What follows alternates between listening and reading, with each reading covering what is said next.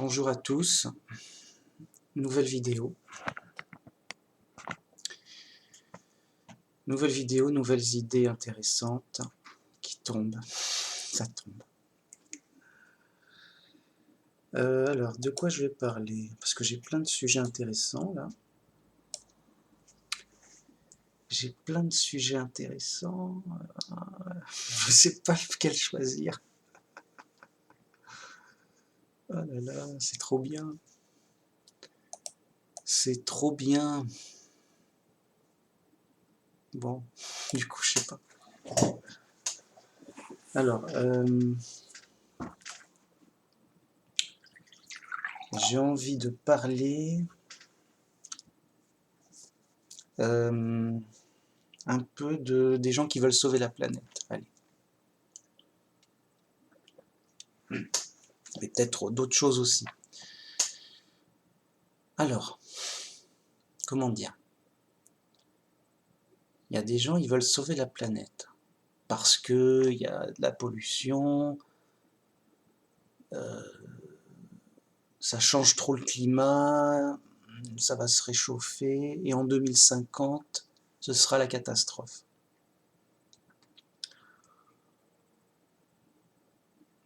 Ouais, peut-être.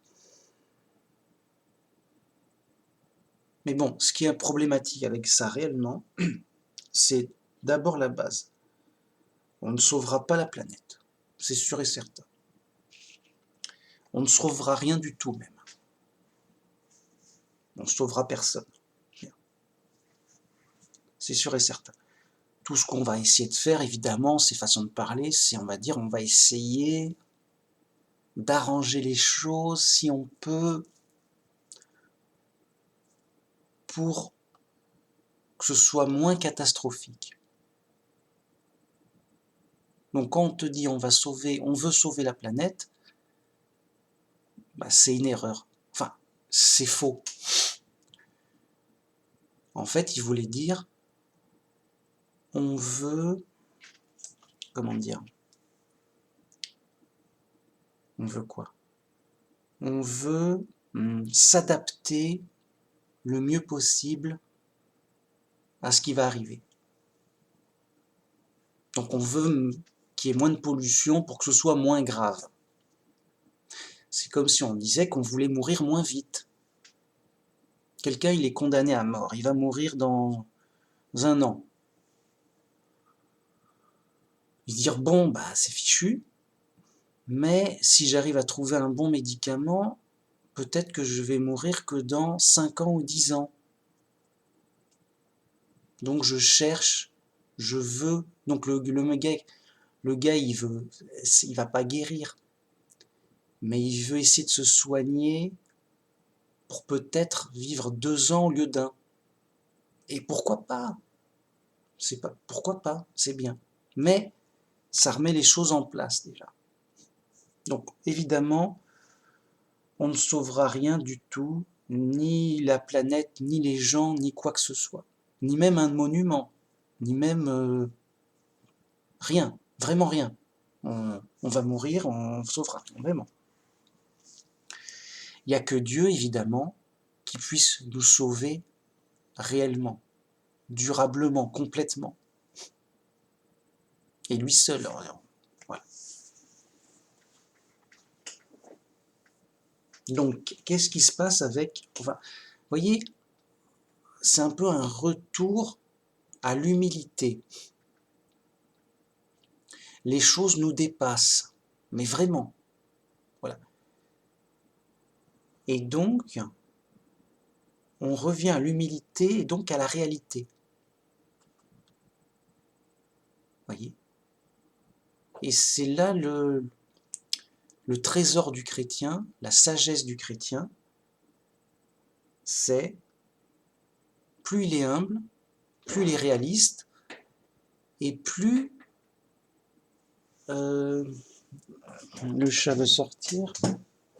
Ah, mais, ah, le chat. Non, et plus il est efficace, il est voyez, plus il est efficace, je sais pas comment dire, plus il est sage, je sais pas. Bon. Voilà. Pourquoi? Déjà, revenons à la base. Revenons à la base. On est en prison, on va mourir. Bien. Qu'est-ce que tu veux gagner quoi?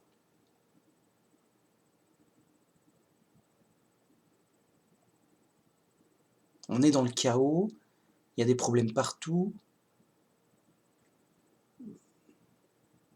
Qu'est-ce qui a gagné? Voilà, qu'est-ce qui a gagné sur Terre?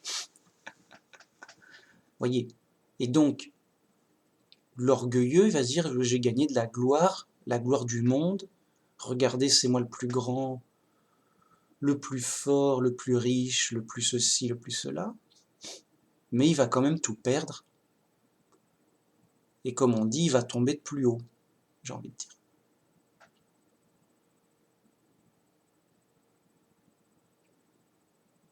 Voyez, c'est vain, c'est inutile, c'est inutile. C'est inutile de vouloir gagner le monde que tu vas perdre, quand même. Je sais pas. Bon. Donc, le chrétien, il est différent des autres croyants. Si vous remarquez, les autres croyants ont un modèle pour gagner. Ils veulent gagner. Gagner, ils veulent gagner, alors que ce soit le monde, que ce soit quelque chose, ils veulent gagner quelque chose. Mais dans le monde, j'entends. Bien. Donc par exemple, les païens, ils vénèrent le dieu de la guerre pour gagner la guerre. Ils vénèrent le dieu de ceci pour avoir cela. Le dieu de la nourriture pour avoir des bonnes récoltes, je sais pas, des trucs comme ça. Et on dit, mais pourquoi vous faites ça? Bah, pour gagner. Oui, pour gagner. Vous voyez, ça, il y a une logique. Alors, nous, chrétiens, on est la seule religion où on doit perdre. Où on nous dit, nous, on veut, enfin, c'est pas qu'on veut perdre, enfin, si, quelque part, mais notre modèle, c'est quelqu'un qui a perdu. Jésus a perdu, vraiment. Alors, pour le monde, j'entends. Il s'est fait tuer, voilà, il s'est chassé, tout ça. On va dire, ben non, il a gagné puisque tout le monde est chrétien en majorité. Ben, comment il a fait? Je sais pas, c'est un tour de magie, qu'est-ce qui se passe? Comment quelqu'un qui a perdu aurait gagné la place de première religion du monde? A priori, quoi, sans chipoter. Ah ouais, c'est bizarre. Bizarre, bizarre. On va voir ça. Donc le vrai chrétien, il doit être humble, et en fait, il est là pour perdre, vraiment. Il est là pour perdre. C'est comment dire ça? Il n'a rien à gagner, il est là pour perdre. Il a tout à perdre. Enfin, il est là pour perdre, vraiment. C'est la base. Tu imites Jésus, tu te prépares comment dire, à te séparer du monde, à t'éloigner du monde. Enfin, pas que tu dois aller sur une autre planète, mais tu te prépares à perdre le monde, à perdre la face, à perdre tout, la vie, tout. Comme Jésus a tout perdu et il est mort. Et les apôtres, pareil. Bien. Donc le christianisme, le vrai christianisme, c'est une religion pour perdre le monde. Alors quel intérêt? C'est pour gagner le ciel, gagner le paradis. Parce que le monde, c'est la prison. Donc tant que tu gagnes le monde et que t'es dans le monde, t'es en prison, quoi. Et nous, on veut sortir de la prison. Vous voyez, il y a une logique. Mais dans le monde, ça paraît bizarre. Parce qu'ils sont pas conscients, ils sont fous, ils se disent non, ça va, on n'est pas en prison, qu'est-ce qui se passe? Non, ça va. Non, c'est bien. On est bien, mec. Alors, donc les religions païennes, voilà, c'est basique. Le dieu de ceci pour être le plus fort dans ceci, quoi. Et donc il prie Dieu pour avoir plus de richesse, de prospérité, de force. Et plus le pays est fort, plus on dit regarde mon Dieu est meilleur que le tien, regarde notre prospérité, on voit bien que notre Dieu c'est le meilleur, on est mieux en termes de voilà, le pays est plus fort, plus riche, plus connu, mieux, tout est mieux. Enfin, voilà, c'est basique, c'est un peu c'est païen quoi. C'est nous on a les meilleurs dieux, regarde, on est les plus forts, on est les plus riches, on est les plus intelligents, on est les plus beaux, on est les plus gentils, que sais-je. Bon, c'est païen, c'est basique. Bon. Les antichrists, ils sont sur ce même modèle. Donc les judaïstes et les musulmans. Ils sont là pour gagner, les mecs. Ils sont là pour gagner. Regarde notre Dieu, il est le meilleur, on a gagné. Et c'est vrai. L'ancienne alliance, c'était une alliance de c'est moi Jéhovah le vrai Dieu, marchez avec moi et vous gagnerez. On est les bons, quoi. Je dis ok.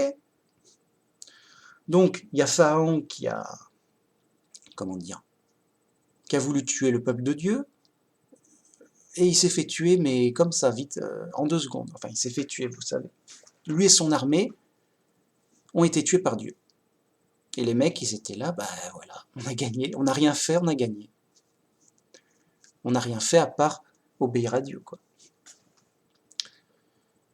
Ok. Ensuite, le peuple de Dieu donc a un nouveau pays, Israël. Tout va bien, ils sont attaqués et Dieu envoie Samson par exemple contre des envahisseurs. Ou d'autres envahisseurs arrivent, ils ont un chef, enfin ils ont un champion Goliath, c'est un géant. Et ils sont forts et tout, il dit voilà, machin. Et il y a David, il dit non, mais nous on est l'armée de Dieu quand même, ça va mal se passer pour vous. Je défie votre champion, voilà, yo, et tout. David, le petit berger, va défier le Goliath le géant. Il gagne, grâce à l'aide de Dieu, et il tue presque facilement le géant, quoi. Bon, le géant guerrier de rude, quoi. Ainsi de suite pour plein d'autres trucs. Bref, Israël de l'ancienne alliance gagnait tout le temps, parce que Dieu était avec eux. Et c'était une preuve que Dieu est avec eux, qu'il n'y a pas de problème. Bon. Quand Israël perdait, c'était à cause de lui, c'était qu'il se détournait de Dieu, ils étaient corrompus, ils faisaient de l'idolâtrie, ils faisaient les choses mal, et donc Dieu les punissait ou les laissait perdre contre leurs ennemis. C'est très clair dans la Bible de l'Ancien. Donc, le judaïste, il dit, nous, on est là pour gagner, et même gagner, c'est la preuve que Dieu est avec nous. Et justement, perdre, c'est la preuve que Dieu n'est plus avec nous. Donc, tu as perdu de l'argent, tu as perdu la guerre, tu as perdu quoi que ce soit. Ben, qu'est-ce qui se passe? Dieu est contre toi. Voilà. Tu as mal agi, Dieu est contre toi, tu n'es plus avec Dieu. Bah, c'est de ta faute presque. Voilà. Bah oui. Enfin, voilà. C'est ta faute. Si, parce que si Dieu était avec toi, tu aurais gagné. C'est tout, le truc. Bien. Pareil pour les musulmans, il y a les ennemis de l'islam arrivent, qu'est-ce que c'est lui, on va le tuer, machin. Les musulmans, ils gagnent. Ils disent, bah, c'est normal, Dieu est avec nous, la gagne, quoi, la gagne. On gagne, on est les meilleurs, vraiment. On est là pour gagner, ça va. Bien. Du coup, quand Dieu envoie son sauveur,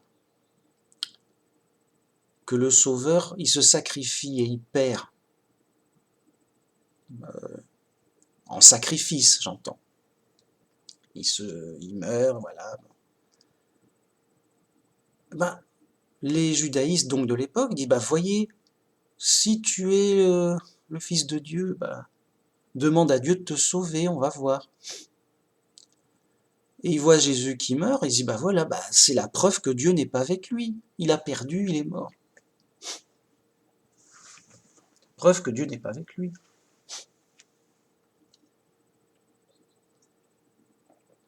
Sinon, il aurait gagné, je sais pas, et voilà. Point barre. Tout simple. Mais, donc nous, comme on est sous une nouvelle alliance, une alliance où on profite du sacrifice de Jésus, où on suit Jésus, on limite et on suit ses commandements. Bien. On est dans une démarche, comme Jésus, de perdre pour le monde et de perdre la gloire du monde pour justement être débarrassé, comment dire, des pièges et des tentations et de l'illusion de pièges de la gloire du monde. Par exemple, le diable, il arrive quand Jésus est jeune, et il le tente, il dit, mais si tu es le Fils de Dieu, vas-y, te laisse pas mourir de faim, fais un miracle et montre que tu gagnes, quoi. Non, machin, yo. Alors, pas non, machin, c'est écrit, l'homme ne se nourrira pas que de pain, mais aussi de toute parole qui vienne de Dieu. Ah. Bon, le diable, il amène du lourd après. Il dit, bon, si tu es le Fils de Dieu, enfin, jette-toi du machin, Dieu va pas te laisser mourir bêtement, quoi. Et il va te sauver. Non, tu ne dois pas tenter Jéhovah ton Dieu. C'est-à-dire le mettre à l'épreuve, vas-y fais ça, sinon je te suis plus, quoi. Vas-y fais-moi un miracle, sinon t'es nul. Enfin, ces sortes de provocations. Bon, le diable, il dit, bon, je te donne toute la gloire du monde si tu m'adores. Voilà. Et l'enjeu, il est là au final. Tu vois, toute la gloire du monde, les palais, les châteaux, la richesse, la renommée,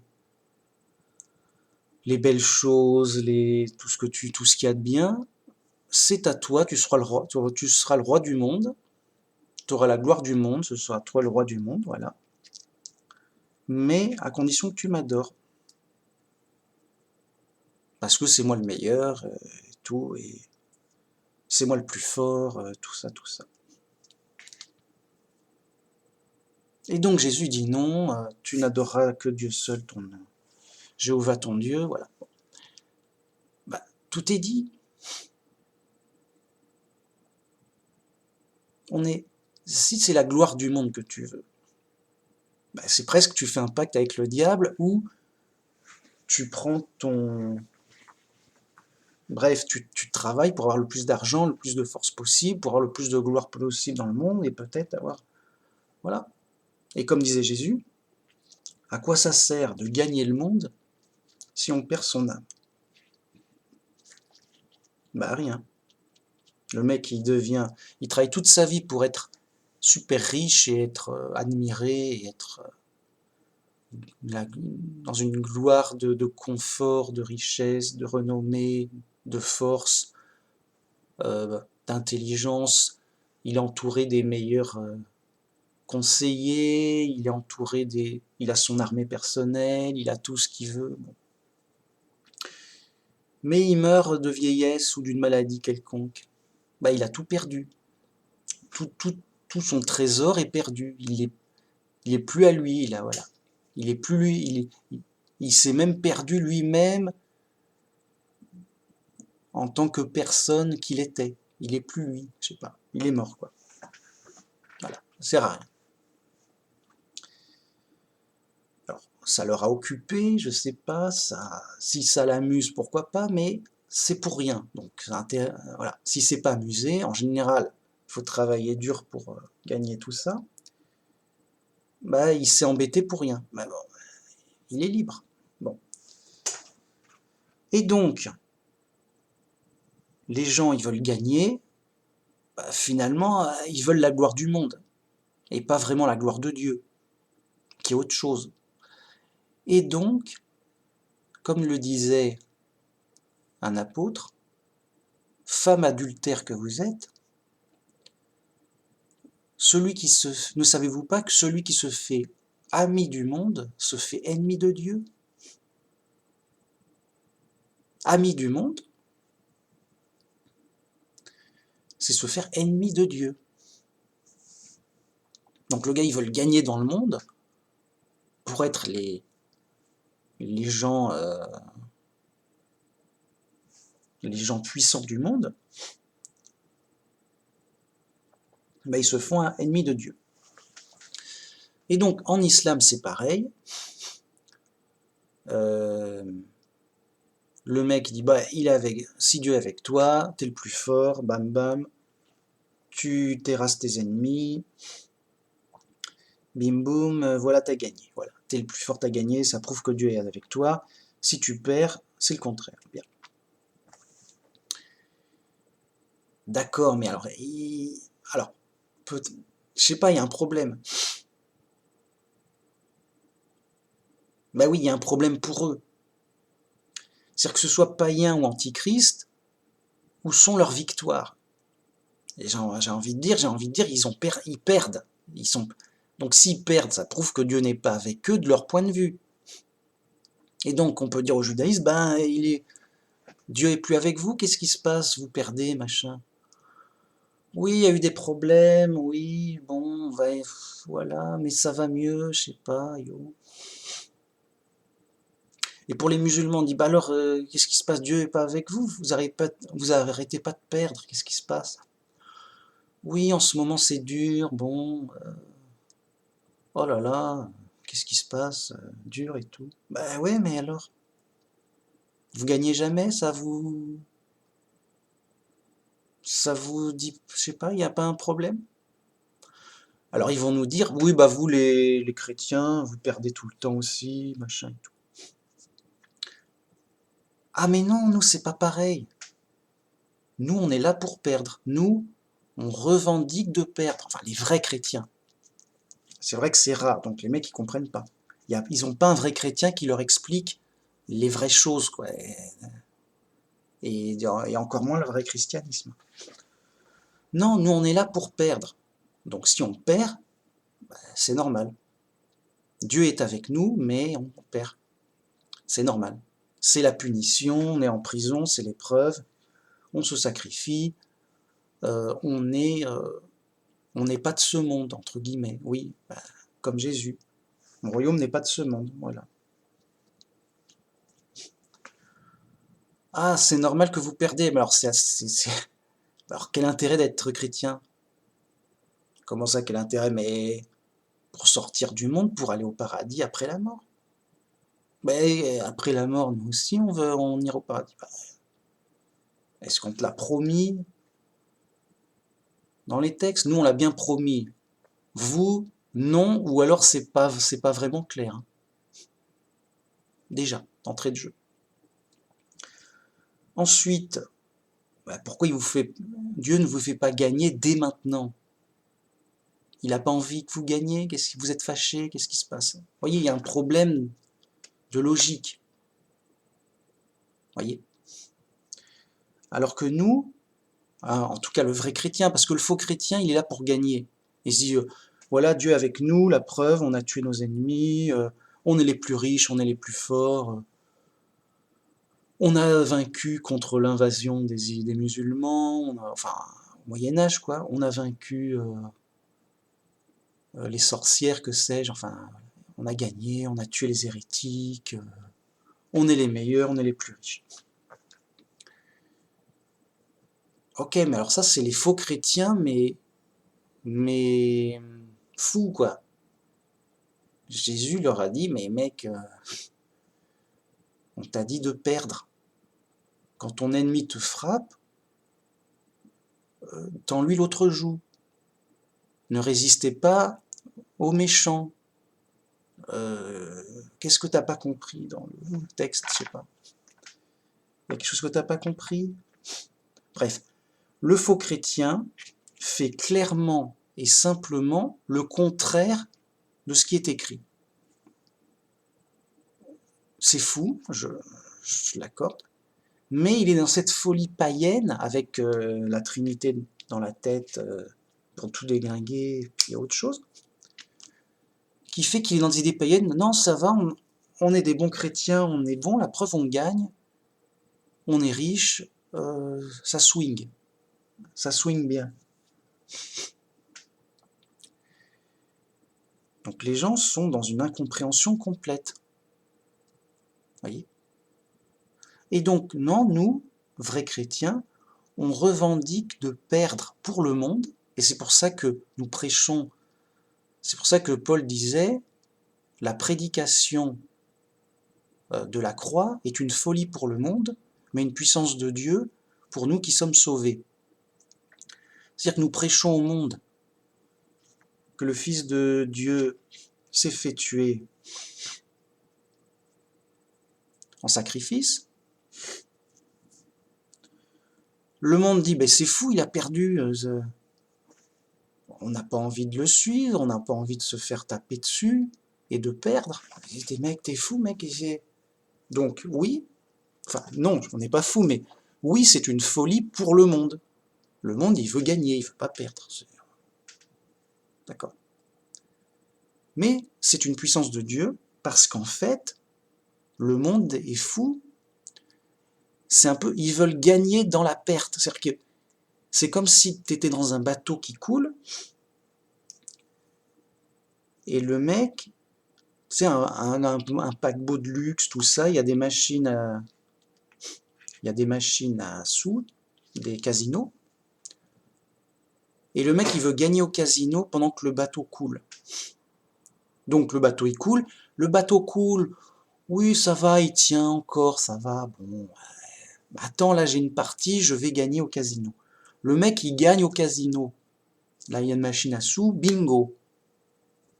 Les sous, il arrive, il en met plein les poches, il a 2 gros sacs, il est plein de sous. C'est bien lourdi. Bon. L'eau monte, oh, ça coule. Ok, c'est bon, j'ai gagné, je vais monter les escaliers, aller dans un canot de sauvetage. Et attendez-moi, c'est trop lourd, l'eau est... Il meurt. Il meurt, il aurait pu être sauvé si s'il n'était pas si lourdement chargé de trésors, quoi. Bon, bref, c'est ça. On est là pour mourir, tout périt, c'est le chaos, on est en prison, tout va mal partout. Alors plus ou moins. Non, aujourd'hui il fait beau, ça va. Oui, aujourd'hui il fait beau. Oui. Il fait beau en prison, bah ça va. Bon, voyez, c'est pas qu'on est en enfer. Bien au contraire, on n'est pas en enfer. Mais on est en prison. On n'est pas au paradis. On est en prison. Donc, on est en prison pour perdre, pour être puni. Pour perdre, pour être testé aussi, pour être testé. Qu'est-ce qu'il va faire de sa liberté? Il va aller vers où? Il va faire quoi? Qu'est-ce qu'il veut? Voilà. Donc le mec il est libre, tiens, bah, je vais chercher Dieu. Il va essayer de chercher Dieu, il va vers Dieu. Ou alors je cherche la gloire du monde, je cherche à m'enrichir, et il va travailler pour s'enrichir. Et il va vers la richesse matérielle et la gloire du monde matérielle. Mais librement de lui-même, de sa volonté, de son choix libre. Voilà. Et il a ce qu'il veut, quoi. Bon. Enfin, en tout cas, il cherche à avoir ce qu'il veut. Ok. Mais tu es en prison, tu es dans un bateau qui coule, tu vas mourir, tout va mourir. C'est juste une question de temps. Voilà. Donc, Le bateau coule, c'est qu'une question de temps. Qu'est-ce que le mec veut? Soit le mec il veut se sauver la vie, il va vite aller vers les canaux de sauvetage, ou est-ce qu'il veut d'abord, avant tout, gagner de l'argent, et il continue de jouer au casino, et il dira voilà, une fois que j'aurai le pactole, j'irai me sauver la vie avec mon trésor, que j'essaierai de prendre avec moi. Vous voyez? Bon, le bateau coule, c'est perdu. Donc si tu gagnes quoi que ce soit dans le bateau qui coule, bah, tu gagnes bien sûr sur le moment un truc, voilà. Mais dans un ensemble qui perd. Vous voyez? C'est logique, c'est... comment dire? Tu as un peu gagné dans ta perte. C'est un peu, voilà, je perds 1000 euros, mais j'ai trouvé 1 euro par terre, j'ai gagné 1 euro. Ouais, bah, dans ce cas-là, en tout, tu as perdu 989 euros. Voilà. Bah, c'est moins pire que 1000 euros. Oui, c'est moins pire que 1000 euros. Voilà. Eh ben, j'ai fait au mieux. Ben, peut-être, mais ça t'a pas sauvé. C'est, vous voyez, ça n'a pas été une vraie solution. Ça n'a pas sauvé, ça t'a pas empêché d'être ruiné, pour le coup. Donc, pareil pour le mec qui gagne au casino dans le bateau qui coule, ça t'a pas empêché de couler. T'as gagné, d'accord, mais ça t'a pas empêché de couler. Voilà. Et donc c'est pareil pour le monde, les gens sont inconscients de la réalité, juste. Ils sont inconscients de la réalité. Ils disent « Oh, qu'est-ce qui se passe mais attends, mais on dirait qu'il y a de plus en plus de pollution dans tous les domaines. » Oh là là, bah c'est embêtant. Oh mais attends, mais... Alors ça fait des dizaines d'années qu'on dit il y a de plus en plus de pollution. Ça fait 50 ans qu'on dit non mais t'as vu toute la pollution qui sort et tout. Oui, ça va, écoute, faut... Oui, ben c'est la vie moderne, c'est comme ça. On n'a pas de... Hein? T'as pas de voiture sans pollution, quoi. Il faut choisir. Bon. Et on sait, voilà, bon. Mais la pollution augmentant toujours de plus en plus, à un moment, ben, c'est un peu une maison qui brûle. Tu as un début d'incendie, oui, c'est vrai, c'est embêtant, mais ça fait un peu de chaleur. Oh, d'accord, c'est embêtant, on peut pas l'éteindre, mais ça fait un peu de chaleur, bon, ça va pas nous empêcher de dormir. Pourquoi pas? C'est rien de grave. Oui, mais l'incendie, il progresse vite. Et demain, ça risque d'être énormément plus. On verra demain, mec. On verra demain.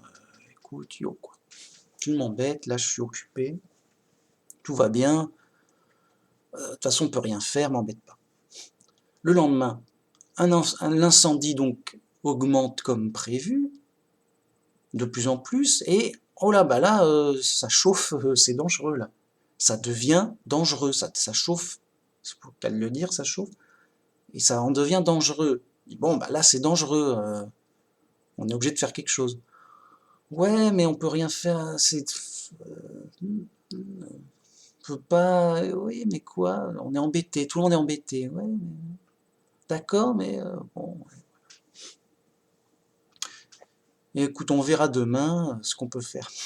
Et le lendemain, c'est infernal, bien sûr. C'est la fin, tout va s'écrouler, c'est horrible. Sauf qu'il... Bon. Qu'est-ce que je veux dire avec ça? Ben, en fait, je veux dire que c'est normal. C'était presque mathématique.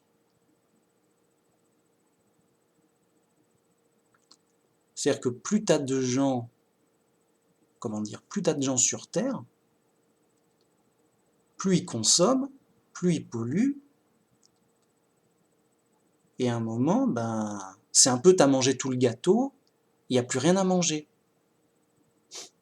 C'est presque, voilà, c'est la famine, mais il y a un gâteau. Les gens se ruent sur le gâteau pour le manger le plus possible. Calmons-nous, c'est la famine, économisons le gâteau. D'accord, on va mourir de faim, mais le plus tard possible, pas dans 3 jours. Les mecs ont tellement envie du gâteau et tellement peur que le gâteau leur échappe et que les autres en profitent à leur place, qu'ils se battent et qu'ils se ruent dessus. Tout discours est inutile. Et donc, chacun bouffe autant qu'il peut de sa part du gâteau, et tout va bien, les mecs ont bien mangé, le gâteau était bon, on est content, on est bien. Mec, d'accord, mais vous l'avez mangé en 3 jours, là, ce bon gâteau. Alors que si on avait fait les choses bien organisées, petite part par petite part, on aurait eu facilement pour 3 semaines. Et on aurait eu plus le temps de voir venir pour voir qu'est-ce qu'on peut faire pour la famine. Mais c'était pas possible, trop de concurrence, trop de mecs qui se jouent dessus, chacun veut manger le plus possible. C'est comme ça. Tu peux pas les arrêter, rien n'y fait. Et c'est comme ça, c'est tout. Bon, bah du coup, après ils ont faim, mais il n'y a plus de gâteau, et il n'y a plus rien, et dur. Et c'était prévisible. Bah voilà, maintenant il n'y a plus de gâteau, il n'y a plus rien à manger. Bien. Oh là là, c'est la famine, on n'est pas content, ça va être dur. Voilà. C'était presque aussi prévisible que ça. Donc, à l'heure actuelle, il y a de moins en moins de pétrole. Bah, c'était prévisible puisque c'est des ressources fixes. Et donc, quand tu as tout consommé, il n'y en a plus. Voilà.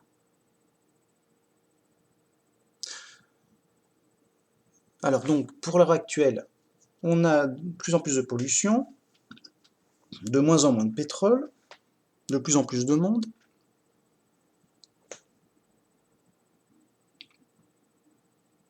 Je prédis la catastrophe. Mais d'une catastrophe, je ne sais pas comment, mais qui n'est pas surprenante, c'est pas oh aïe, c'est la fin, qu'est-ce qui se passe? Non. Regardez, dans toute l'histoire de l'humanité, il y a eu des catastrophes et des problèmes en tout genre. Au Moyen-Âge, ils avaient d'autres problèmes, peut-être même plus graves. Enfin, oui, peut-être même plus graves. Au Moyen-Âge, ils avaient des vraies famines, des vrais problèmes, des vraies guerres, des vrais bandits, rudes, une vie rude. Bon, ils avaient des bons côtés au Moyen-Âge, il y avait des bons trucs, mais voyez, ils avaient beaucoup de problèmes. Pareil pour toutes les autres époques. Hein. Donc quelque part, bah oui, mais c'est normal qu'il y ait des problèmes. Et qu'il y en a tout le temps, alors qu'il y en ait un peu moins dans certaines époques ou d'autres. Pourquoi pas? Peut-être qu'à notre époque, justement, depuis, je sais pas moi, on va dire que là, en tout cas en Europe, depuis 50 ans, tout va bien, mais grâce au pétrole et au progrès. Donc c'est une période tranquille et, et prospère. Donc la vie a l'air, alors comme ça fait plus de 50 ans, les gens bah, comme moi qui ont presque 50 ans, ils ont toujours vécu dans un monde tranquille, prospère. Donc ils se disent bah, c'est habituel, c'est la vie normale. Non, c'est pas la vie normale. T'as eu de la chance, mec. t'es né en pleine période de prospérité et de pétrole et... Alors peut-être qu'ils trouveront quelque chose de mieux plus tard, mais ils l'ont pas encore trouvé. Enfin, ou alors, s'ils l'ont trouvé, c'est pas encore au point. C'est pas, sinon, bah, il n'y aurait pas de problème. Enfin, c'est pas qu'il n'y aurait pas de problème, il y a toujours des problèmes. La pollution augmente de manière exponentielle. Enfin, la pollution augmente de plus en plus vite. Donc c'est forcément un problème dans tous les cas de figure, hein, mais bon. Voilà. Du coup, on ne sauvera pas la planète. Les mecs, ils veulent diminuer la pollution. C'est bien. Et c'est bravo. Mais c'est tout. Vous allez juste essayer de diminuer la pollution. Et c'est bien, mais ça suffira pas. Ça sauvera pas le monde, point. Ni vous, ni les autres. Ça va. C'est un peu comme si les gens, tu sais, il y avait le gâteau, c'est la famine, tous les gens se ruent dessus, mais ils mangent, à un moment, ils ont plus faim, ils vont pas trop se forcer quand même. Et d'autres, ils disent non, mais nous, on va être au régime, parce qu'on sait qu'à un moment, il y aura plus de gâteau. Donc, ils sont en régime, ils en mangent très peu, normal. Comme ils disent, non, mais c'est comme ça qu'on devrait faire, et on le fait comme ça. Et c'est bien. Mais ça n'aura fait que retarder le problème, enfin, et c'est bien. Mais donc, au bout de 3 jours qu'il n'y ait plus de gâteau, eh ben, il y aura plus de gâteau au bout de 6 jours. Et c'est mieux.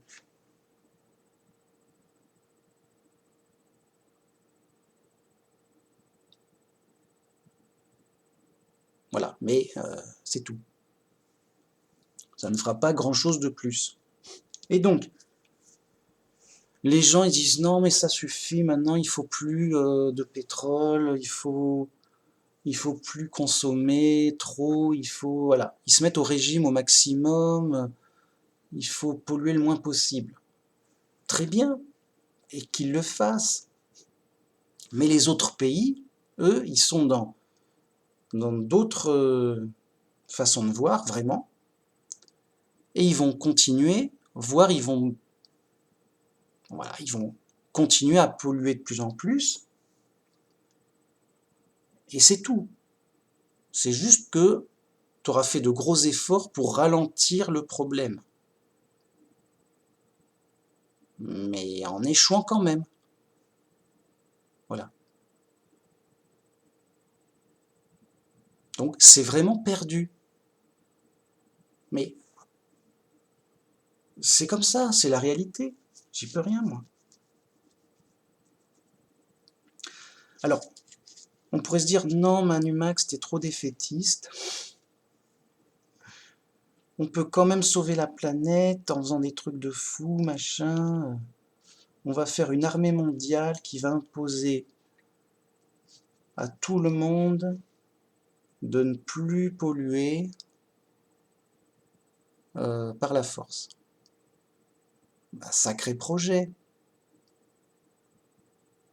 Mais les autres, ils sont surarmés, ils seront peut-être pas d'accord.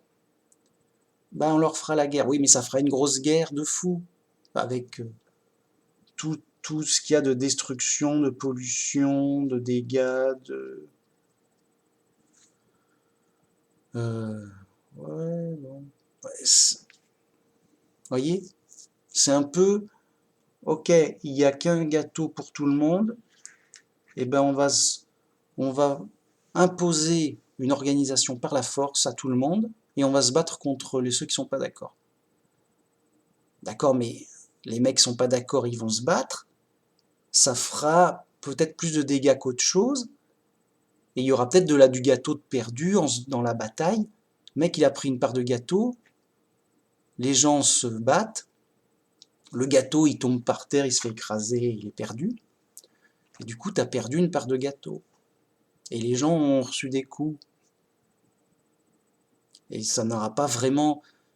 Vous voyez, c'est un peu on veut essayer de résoudre ça par la force, mais ça peut aggraver le problème plus qu'autre chose. C'est vraiment pas garanti. Bon, quand bien même ils y arriveraient, on ne sait pas comment déjà, ben, d'accord, ils auraient, entre guillemets, sauvé le monde de la pollution destructrice. D'accord. Mais ce sera juste un retour au Moyen-Âge, de la vie normale du Moyen-Âge, entre guillemets, avec les problèmes du Moyen-Âge. Tu restes en prison, tu vas mourir, la vie est dure, c'est juste que tu auras prolongé la viabilité de la vie humaine sur Terre plus longtemps. Pourquoi pas? Mais voyez, c'est vraiment... voilà. Ce qu'il y a une seule chose à savoir, c'est que de toute façon c'est perdu. Essayons de faire au mieux pour perdre le moins vite possible ou le moins mal possible. Moi, par exemple, je vais mourir, mais j'ai pas envie de mourir tout de suite. Ou alors, si je meurs plus tard de vieillesse, j'ai envie de mourir le moins mal possible de maladies graves et horribles. C'est tout. Voyez? Donc, je vais perdre, je vais quand même essayer raisonnablement de perdre le moins vite possible, le moins mal possible, mais c'est tout. En toute sagesse. Voyez?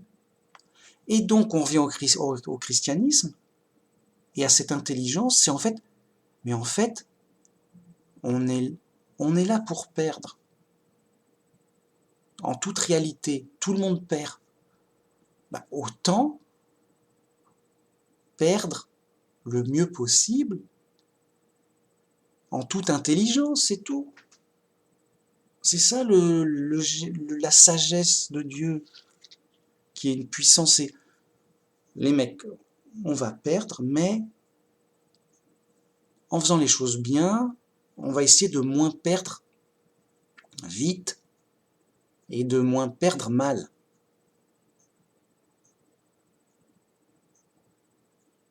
Et voilà. Et c'est mieux que de perdre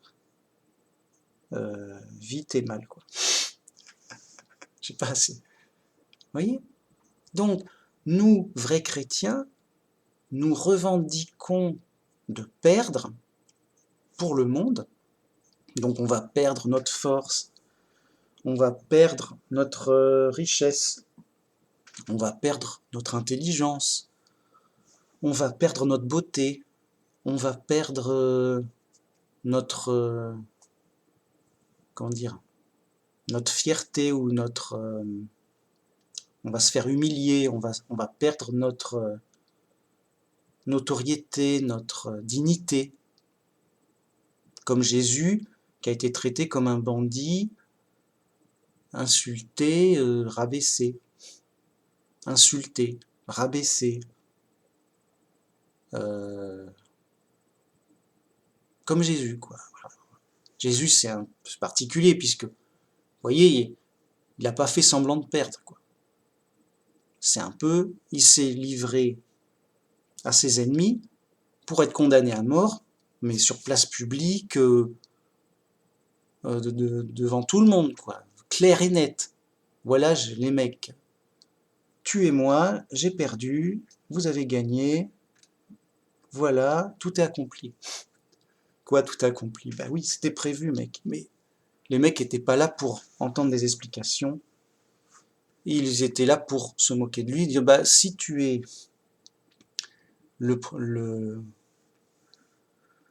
si tu es l'élu de Dieu, eh ben sauve-toi toi-même, sors de là, hein, délivre-toi de la condamnation à mort. Enfin voilà, il le mettait au défi de gagner pour montrer qu'il avait raison. Bah, tu vois, et comme il a perdu, bah, tu vois, tu avais tort, puisque tu as perdu. Mais c'était une sorte de jeu d'illusion, où justement, les méchants étaient renforcés dans leur illusion, pour leur perte. Ils disent, voilà, on a raison, c'était bien un charlatan, Dieu n'est pas avec lui, nous on a raison, on a gagné, lui il a tort, il a perdu, on a raison de faire comme on fait, et on continue de plus belle. Et on va persécuter les disciples, c'est des blasphémateurs, ils n'ont rien compris, vous voyez bien qu'il a perdu, machin, tout, voilà. Et ils ont réellement persécuté, chassé tous les chrétiens d'Israël. Vraiment. Que dire? Oui, donc ça c'est la sagesse de Dieu, pour nous les vrais chrétiens, où on n'a pas à combattre pour rien, on n'a pas à travailler pour rien, on va pas... Bon allez, on va sauver le monde, yo. C'est qui tu vas faire? Je sais pas, je vais planter des éoliennes. Tu vas planter des éoliennes géantes. Ça va être un travail de fou furieux. Ça va polluer, ça va pas faire grand chose.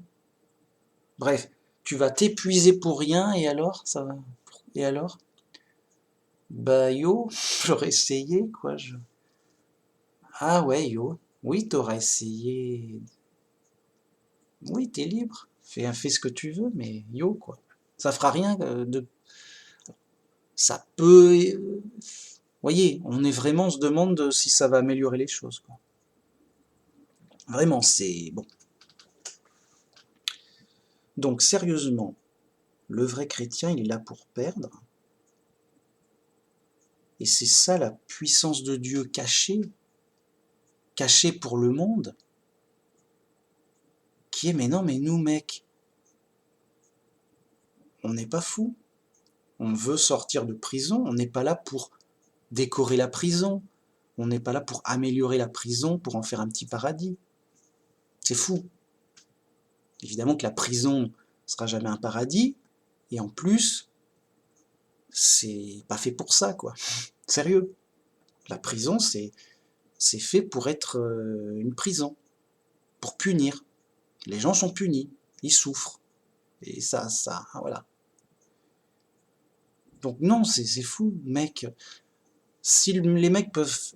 C'est pas que je dis qu'il faut... Comment dire? En fait, j'ai pas envie de dire... Je vous dis pas qu'il faut... Comment dire? Qu'il faut rien faire. Je dis qu'il faut juste faire les choses normalement. Ça sert à rien de faire des trucs extraordinaires en plus. Ça n'a pas de sens. Le vrai chrétien, il a une vie normale et ordinaire. Il n'est pas là pour aller sur la Lune ou pour faire le tour de la Terre à genoux. C'est fou. Non, mais on n'est pas même pas là pour construire des cathédrales. Pourtant, c'est joli une cathédrale, mais non, on n'est pas là. Et une pyramide, pourquoi tu construirais pas une pyramide? C'est vrai. Sérieux. Ça en jette une pyramide. Oui, mais non, ça fait pas pharaonique. Eh oui, mais voilà. C'est pareil. C'est les faux chrétiens du monde, le Babylone la Grande, le faux christianisme qui veut gagner. Regardez ma pyramide, regardez ma cathédrale, regardez comme on est riche, regardez comme on est fort, regardez comme on est connu et reconnu à travers le monde, regardez comme on est nombreux. On a raison, regardez comme on est nombreux. On a raison, regardez notre intelligence, notre culture, nos livres, ce que tu veux. Et en fait, le vrai chrétien, il dit oui, je vois bien votre folie. Je la vois tous les jours et je la vois plus que bien. Le vrai chrétien, il a juste qu'à regarder. Il regarde la prison, il regarde la folie du monde, et il se dit, bah oui, mais mec, j'ai rien à y faire. C'est fou, c'est le chaos, c'est la jungle. Vivement que je sorte de prison, c'est tout ce qu'il se dit, quoi. Il a vu la prison, les problèmes de la prison, il a vu la folie des gens et les problèmes de cette folie, et il se dit, ouf, heureusement que je ne suis pas attaché à ça. Bien sûr, je suis encore dans le monde avec les fous, mais durant ma peine de prison normale, j'attends ma libération grâce au sacrifice de Jésus, car après il y aura un grand jugement. Ceux qui passeront pas le jugement retourneront en prison, et les autres resteront au paradis et ils seront définitivement sortis de prison. C'est tout. Et voyez comme ça rejoint le climat actuel sur il faut sauver le monde. C'est presque une, je sais pas, c'est presque une religion athée. C'est presque je vais mourir. Il y a un athée qui dit je vais mourir, mais t'inquiète pas, mec. Je vais chercher scientifiquement une potion d'immortalité et je vais me sauver moi-même matériellement avec des pilules et scientifiquement avec de la science matérielle, pilules, avec un pilulier, voilà. Tu vas quoi? Tu vas te sauver toi-même de la mort? Bien sûr. Il te suffit juste de trouver la solution scientifiquement que tu cherches, bien sûr. Ouais. Bah c'est fou. Je sais pas. Et ben là c'est pareil avec le monde. Le monde va de travers, trop de pollution, il y a des catastrophes naturelles, il y a... Alors, les gens imaginent que le monde, il est, il est bien normalement. Non. Le monde, c'est qu'un, comment dire, c'est comme une maison. La maison, elle vieillit, elle finit par s'écrouler. Elle n'est pas là, elle n'est pas éternelle et indestructible. Vous voyez? Donc, le monde, il change tout le temps. Alors, si Dieu était avec nous, oui, mais parce que Dieu aurait corrigé, réglé, aménagé, entretenu le monde pour que ça continue bien. Comme je l'ai dit, un exemple d'une voiture, il y a un super garagiste qui entretient la voiture et la voiture, elle roule parfaitement, tout le temps bien. Mais parce qu'il y a des gros soins, des gros travaux puissants pour que la voiture soit réparée comme il faut, quand il faut.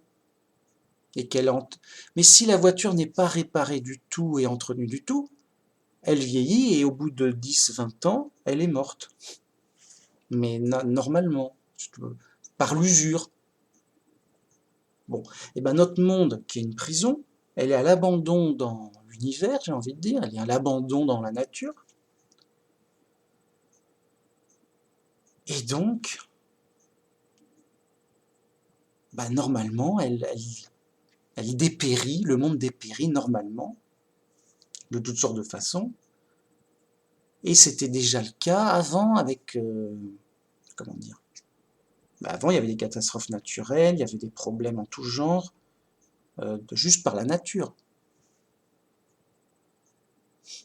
Il y avait des froids de fou, il y avait des chaleurs de dingue, il y avait plein de problèmes, quoi. Il y avait des sécheresses, il y avait des famines, il y avait des grillons, des insectes nuisibles, il y avait ceci, il y avait cela. Voilà. Là, on est un peu dans une petite parenthèse où on a trouvé des trucs très, très pratiques. Le pétrole, en fait. Et les machines pour l'utiliser. Mais c'est une parenthèse qui se ferme qui, comme vous l'avez constaté, puisque vous êtes, voilà, vous vivez dans cette époque. Vous voyez que, ok, on a du pétrole, mais ça fait des nouveaux problèmes. Accidents de voiture, accidents d'avion, ça fait des guerres plus puissantes, guerres mondiales. Les guerres mondiales, elles se sont faites à coups de pétrole. Parce qu'à pied, c'est plus long, c'est plus loin. Allez, on y va à pied ou à cheval. Non, en voiture, en camion, on va à la guerre.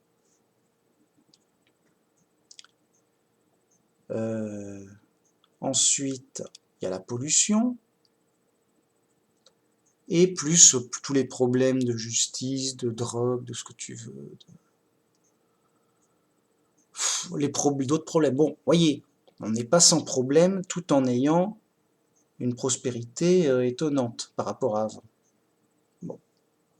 Donc il y aura toujours des problèmes, c'est pas un problème ça. Enfin, si c'est un problème, mais il y aura toujours des problèmes, c'est la condition humaine, voyez. Donc, les choses sont très claires pour le vrai chrétien. On est là pour perdre vis-à-vis du monde, on ne sauvera rien ni personne. C'est Dieu qui va sauver les gens, parce que c'est les gens quoi, les humains, sont les gens les plus importants à sauver. Hein? C'est Dieu donc qui va sauver les gens et sauver la planète. Vraiment. Comme promis.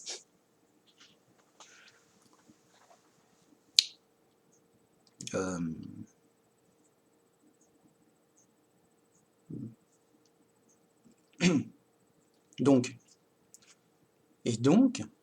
la seule solution, et là une vraie solution, les autres n'ont pas de solution, c'est juste, ils s'esbrouffent, ils disent, oh il y a des problèmes,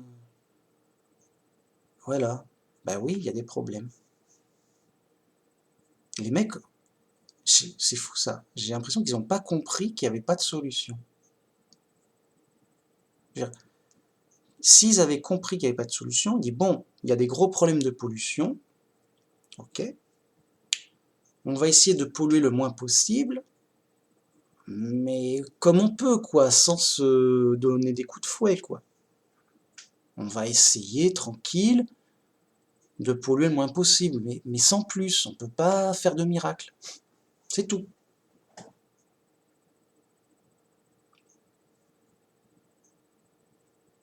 C'est tout. Mais de toute façon, il faut bien que tout va se détruire, tout a une fin, on va perdre. Il faut être, voilà, il resterait raisonnable. On serait dans une perte raisonnable. Comme, bon, le bateau coule, pas de panique, on va aller tranquillement, parce qu'un effet de panique, de foule, ça peut faire plus de dégâts qu'autre chose. Pas de panique, dirigez-vous tranquillement vers les canaux de sauvetage. On va essayer de se sauver, enfin, on va essayer. En tout cas, de ne pas mourir noyé tout de suite. Ah mince. Ben oui, s'ils sont dans des canaux, ils sont pas sauvés pour autant, ils sont dans des canaux de sauvetage en plein océan, mec. Juste, ils gagnent du temps, quoi, c'est tout. Il faut vraiment que quelqu'un d'extérieur arrive en bateau. Ah, ils sont là, machin. Bon, ils ont peut-être envoyé un SOS. Et qu'ils viennent les secourir. Mais sinon, ils peuvent pas faire plus. Donc, pas de panique. Parce que si on panique, chacun se court, machin, se bouscule, ça fera de la bagarre, ça sera moins bien, quoi. Il y aura moins de... Ça fera plus de problèmes, c'est tout. Vous voyez? Bon. Donc, le vrai chrétien qui connaît la réalité du pourquoi, du comment, de qu'est-ce qui se passe, de ce qui est réel, quoi. Il se dit, écoute, les mecs, c'est simple. Les choses sont simples. On est perdu. Il n'y a que Dieu qui puisse nous sauver. Dieu nous a promis de nous sauver après la mort en nous ressuscitant et en passant le jugement par la foi en Jésus. Jésus, qui lui-même s'est sacrifié, a sacrifié sa vie éternelle qu'il avait au paradis, pas sur terre, hein. Sur terre il était un humain. Il a donc sacrifié sa vie éternelle qu'il avait au paradis pour venir sur terre humain et mortel et mourir parmi nous pour être avec nous et nous montrer le chemin, la bonne conduite, le bon enseignement, les bons commandements et la vraie foi dans le vrai Dieu, pour qu'on soit vraiment avec Dieu au plus près, à savoir que Dieu nous aime, qu'il est notre Père et tout ça, que c'est gratuit, propre. Ah d'accord, donc écoutons Jésus, faisons comme Jésus, perdons tranquillement, c'est-à-dire vivons notre vie normalement, vie qu'on va perdre avec nos biens matériels bien sûr, ne nous accrochons pas au monde et ne soyons pas prisonniers de la gloire du monde, on est là pour partir. On suit le chemin de Jésus pour partir. On dit au revoir. Au revoir, je vais partir. Tu vas où? Je vais au paradis. Ah bon? Je vais mourir. Oui, mais comme tout le monde. Oui, mais justement, je me prépare à mourir bien, normalement, sans chercher des trucs de fou à droite à gauche, sans remuer le monde dans tous les sens, sans faire 3 fois le tour du monde, sans vouloir changer le monde. Dire oh finalement non, je reste ici, je vais faire un petit paradis là, je reste ici, ça va. Voyez? Et donc, comme disait Paul, priez pour les gens et priez pour les dirigeants et les rois, les présidents, afin que nous puissions avoir une vie tranquille dans notre foi. C'est tout. C'est le vrai chrétien, il a tout compris. On n'est pas là pour changer le monde d'une façon ou d'une autre. Vraiment. Et d'ailleurs, Jésus n'a pas changé le monde. Ben oui. Il a fait quoi? Qu'est-ce qui se passe? Non, vraiment. Jésus a donné donc ce message d'espérance et de bonne nouvelle pour qu'on le suive par la foi. Et si c'est le cas, c'est mieux. C'est un peu, on perd moins vite, on perd mieux. Voyez, ça apaise la situation. Plus il y a de vrais chrétiens, mieux c'est. La situation s'apaise. Puisqu'on n'a pas le droit de faire la guerre, voyez, on apporte la paix. Pas qu'on l'impose justement. On n'impose pas la paix, on l'apporte dans le sens où on ne rajoute pas du combat. On ne rajoute pas un soldat en plus. Un vrai chrétien ne peut pas être soldat. Il n'est pas là pour ni policier, hein. Il n'est pas là pour faire l'ordre et imposer la paix et la justice, vraiment.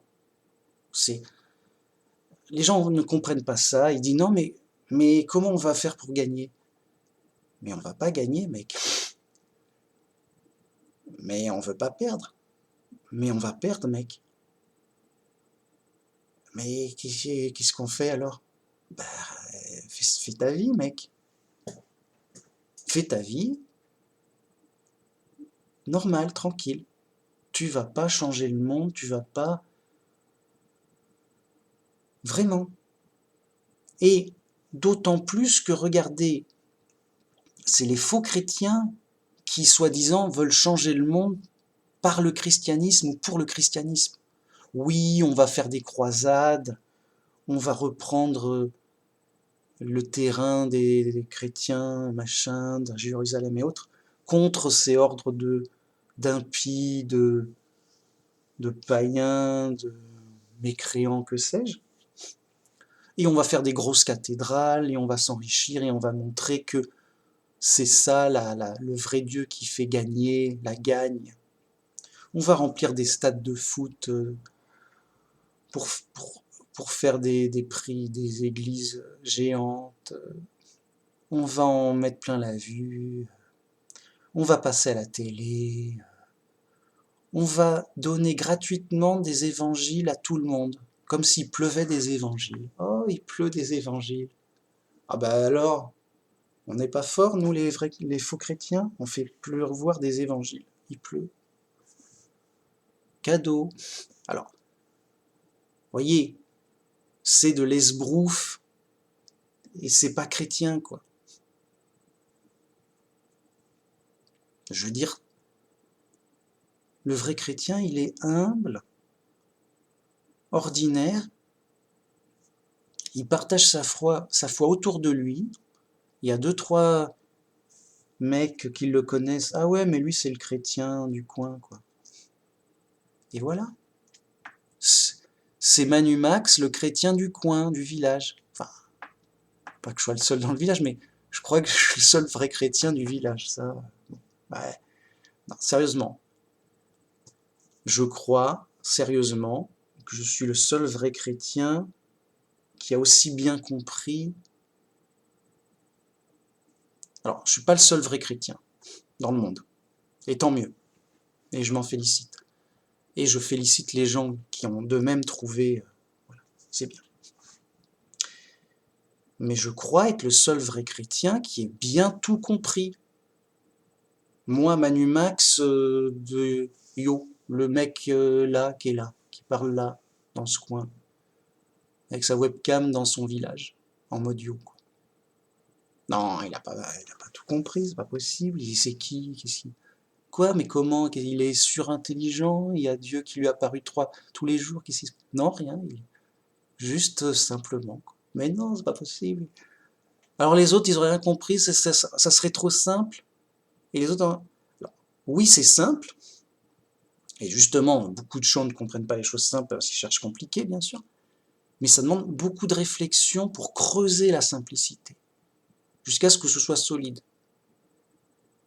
Voilà, c'est tout. Mais bon, bref, je crois, et j'espère me tromper, que je suis le seul chrétien au monde qui ait bien tout compris. Alors peut-être qu'il y en a 2, 3, 4 qui ont mieux compris que moi ou autant, et tant mieux.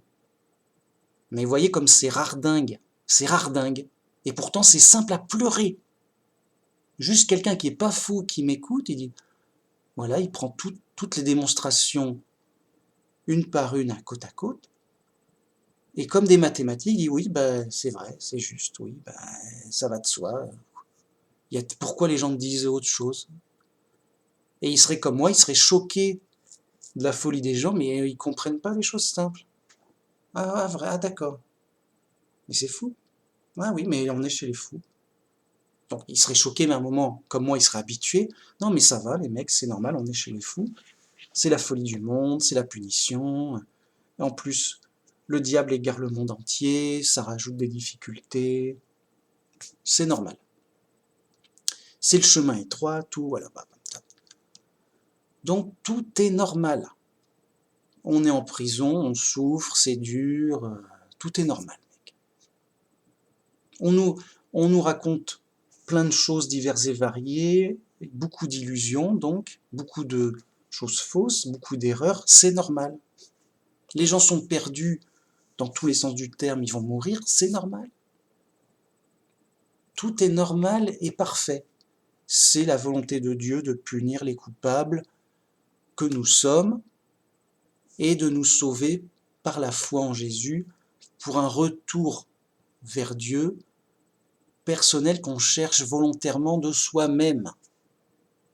De soi-même, on cherche la vérité, dit mais mince, ça va pas, qu'est-ce qui se passe? On n'est pas bien, pourquoi tout est imparfait, tout est nul, tout est chaotique, tout est en désordre, tout va mal, on souffre. On est où là les mecs? Qu'est-ce qui se passe? Cherchons la vérité. Et Dieu, s'il existe, il y a qui nous explique un peu pourquoi. Et je crois que Dieu est gentil. Alors, qu'est-ce qui se passe? Si Dieu était méchant, je dis ok, tout est ok. Mais je crois que Dieu est gentil. Alors, qu'est-ce qui se passe? Comment comprendre tout ça? Le vrai chrétien, une fois qu'il a fait toute cette démarche de compréhension, il dit bah, tout est normal, tout est parfait. Si nous souffrons et puis nous sommes punis, c'est à cause de nos fautes, on a mal agi, c'est une décision de justice, c'est normal, c'est bien. C'est bien de punir les coupables. Et nous sommes punis en toute justice, et comme disait Jésus, heureux ceux qui ont faim et soif de justice, car ils seront rassasiés. Donc les vrais chrétiens, ils sont rassasiés en esprit. Je dis, ben oui, mais c'est mérité, c'est bien, c'est justice, c'est normal, c'est beau, c'est propre, c'est divin, c'est gloire à Dieu. Gloire à Dieu, justice est faite parfaitement. Et on glorifie Jéhovah notre Dieu, bien sûr. D'autant plus qu'on a, grâce à la vérité bien comprise, bien claire, propre. Voilà. Donc, voilà ce que je voulais dire pour aujourd'hui. Et je pense que j'en finirai là avec peut-être une petite touche. Ouais, voilà. Petite touche encore. C'est que les gens sont comme prisonniers d'une illusion, quoi.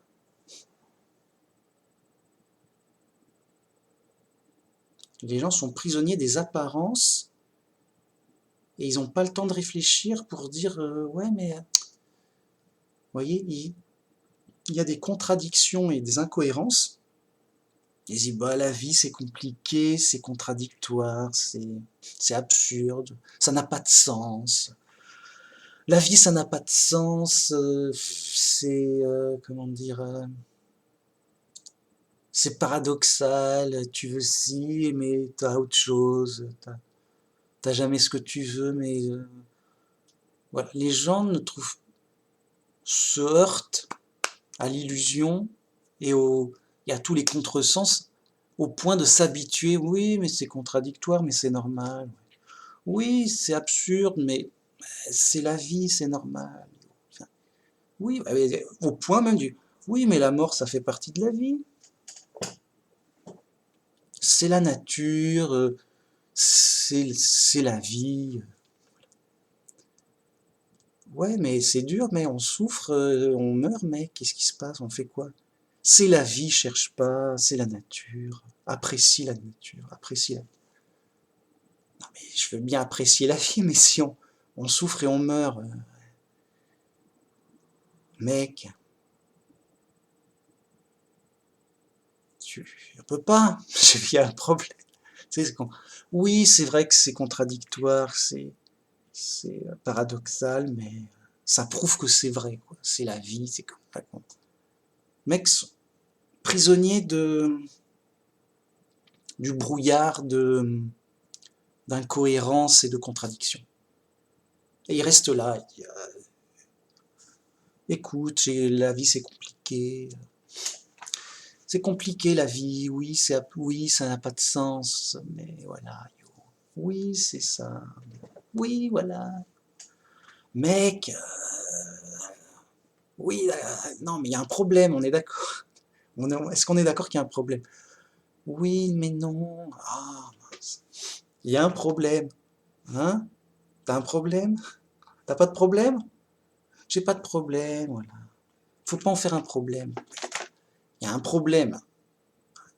Il faut pas en faire un problème, mais il y a un problème. Je sais pas, bon, il y a un problème. Et donc, quand on réfléchit simplement jusqu'au bout, et c'est pour ça que ça demande, c'est pour ça que je sors du lot, c'est parce que j'ai eu beaucoup de temps pour réfléchir, et grâce à Dieu, bien guidé dans la bonne direction pour toujours plus simple, toujours plus concret, plus évident, basique. Voilà. Du coup, à un moment, tu frappes à la porte de la réalité. Tu dis, ah bah c'est solide là, qu'est-ce qui se passe? On peut pas aller plus loin, c'est trop solide. Tu te frappes à la porte de la réalité, tu dis, oui, qui c'est? Tu ouvres et il y a Dieu. Tu trouves Dieu réellement. Moi, j'ai trouvé Dieu. Bon, mais clairement, comment dire, j'ai trouvé Dieu en esprit. Ben oui, c'est-à-dire, je sais que Dieu existe, quelles sont ses caractéristiques, pourquoi, comment, bim boum. Vous voyez, je ne suis pas un ignorant. C'est comme si je disais, je sais qui est mon président, je sais qu'il y a un président pour la France, par exemple. Je ne l'ai pas rencontré personnellement, mais je sais qu'il existe, le président. Vous voyez, ce serait de cet ordre-là, quelque part, pour donner une idée. Bon. Bref. Donc les gens sont dans un marasme d'illusions, d'épreuves, à moitié fous. Les mecs sont pas... Les mecs sont... Tagada, les mecs, tagada. Il n'y a pas d'autre mot. C'est-à-dire qu'ils sont un peu... Ils ont pas de truc... comment dire, leur raison ne fonctionne pas bien jusqu'au bout. C'est dommage, ben, ça s'entraîne, ça se... Vous voyez? Donc tu t'entraînes à la logique, et à un moment, tu es au moins carré, solide sur les choses simples. Et on peut pas te dire n'importe quoi sur les choses simples. T'as trop réfléchi, t'as trop... 1 plus 1, ça fait 2, c'est bon. On n'y revient plus. Hein. T'es sûr, machin? Mais mec, c'est bon, on n'en revient plus là-dessus quand même. Oui, mais avec les nouvelles théories scientifiques à la mode. Quoi? Non, mais mec, arrête.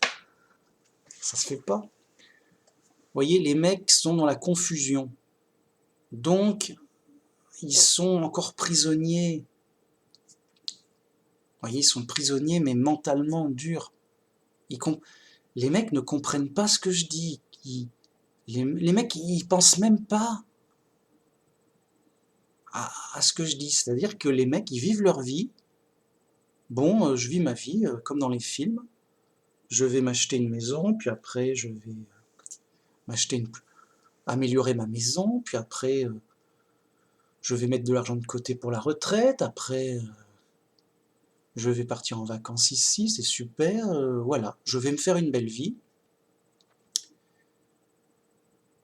Et voilà, j'ai vécu ma vie. Pouloupoupou. Bah, t'as vécu ta vie. Bah oui, c'est une belle vie, voilà, c'est du boulot, machin, construire une maison, mettre de l'argent de côté, vacances, retraite. Yo, c'est une vie bien remplie. Ok. Bah, t'as fait ta peine de prison, ok. Bah, ça me va. Quoi, ça te va d'être en prison? Oui, ça s'est bien passé, machin.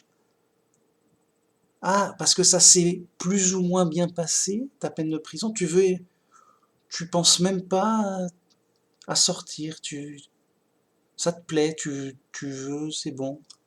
Ça te gênerait pas d'y retourner, par exemple. Non, ça va, c'est la vie, c'est bien. Il faut accueillir la vie.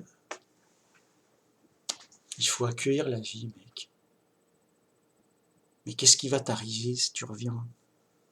Si tu reviens pendant une période de guerre, tu crois que ça va bien se passer? Tu reviens dans des mauvaises conditions, des méchants, des accidents, maladies, des trucs de fou, mec. Qu'est-ce qui va se passer, mec? C'est la vie, mec. Vous voyez, les gens, ils pensent même pas qu'ils sont en danger, qu'ils sont en prison, que... Ils vivent leur vie comme dans un film, je sais pas quoi. Ils y pensent pas. Bon. À un moment, les mecs sont trop inconscients, trop fous. C'est la prison, c'est la peine. Bon, en effet, ils reviendront en prison. Un jour, peut-être, ils comprendront. Grâce à Dieu, ils disent tiens, j'entends parler. Voilà, il y a des trucs qui font réagir, qui font réfléchir. Tiens, quand même, qu'est-ce qui se passe? Où est-ce qu'on est? Mais où est-ce qu'on est, les mecs? Voilà, mais à leur rythme, librement, voilà. Je veux dire, bon, ils sont libres. Voilà. Donc, oui.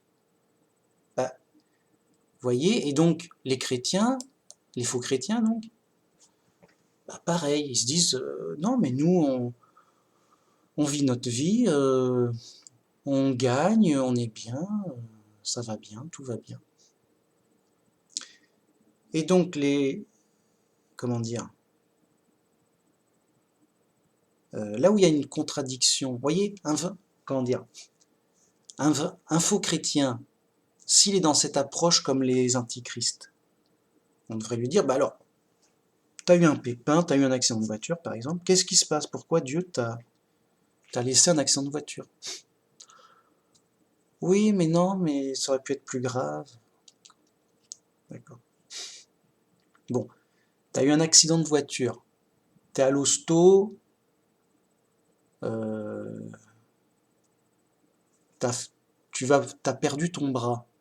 Mais pourquoi Dieu t'as pas guéri ou aidé pour pas que tu perdes ton bras, par exemple? T'as pas prié Dieu? Qu'est-ce qui se passe? Si, j'ai prié Dieu, mais voilà, bon. D'accord, bah t'as prié Dieu, bon, mais pourquoi t'as pas ton bras? Qu'est-ce qui se passe? Il t'a refusé son aide? Non, ça marche pas. Yo, bah voilà. Les mecs, ils s'étonnent pas de perdre.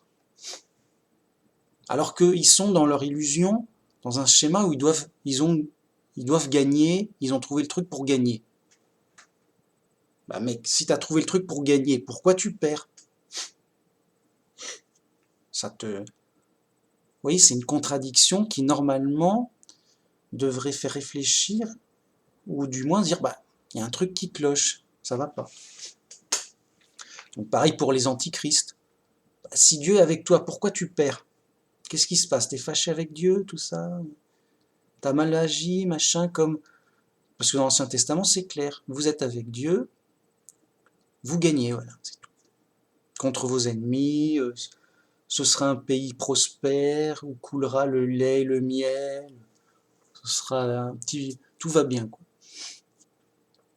Mais si vous désobéissez à Dieu, alors ce sera terrible, vos ennemis vaincront, vous serez humiliés, vous aurez... Ce sera la famine, il n'y aura rien, dur, dégueulasse, quoi. Ah mince. Voilà. Contradiction, qu'est-ce qui se passe? Alors que le vrai chrétien, en pleine vérité, il lui arrive la même chose, bah alors Dieu est pas avec toi? Non, mais si, bah alors pourquoi tu perds? Mais c'est prévu. Je suis là pour perdre. Dieu m'a dit, tu vas perdre le monde, mais grâce à ta foi en Jésus, tu seras sauvé. Dieu m'a prévenu que j'allais perdre. Et euh, quand on vous insultera et qu'on vous maltraitera, qu'on vous frappera à cause du nom de Jésus, soyez dans l'allégresse, car votre récompense sera grande au ciel. Donc, tu es dans le monde, on t'attaque, on te frappe, t'as tout perdu d'un accident, ouragan, tremblement de terre. Tu perds, tu perds. Bah, alors ça sert à quoi? Bah, justement, on est là pour purger notre peine de prison, on est comme les autres, dans la même prison que les autres, mais à nous, on est joyeux en esprit parce qu'on nous a promis que quoi qu'il arrive, qu'importe, après, vous serez sauvés par le sacrifice de Jésus. Et donc,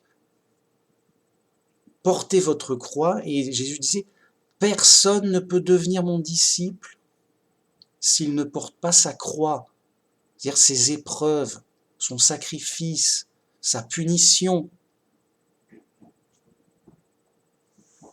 C'est clair? Voyez? Donc, on, on est cohérent avec nous-mêmes, on n'a pas de contradiction. C'est ça la différence entre le christianisme, le vrai christianisme et les autres, c'est tout.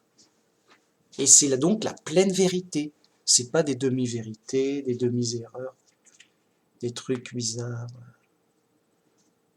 dégueulasses et tout. Bon, ben, je vais finir cette vidéo pour aujourd'hui. Gloire à Jéhovah notre Dieu, qu'il nous aide chaque jour. Et à la prochaine. Au revoir.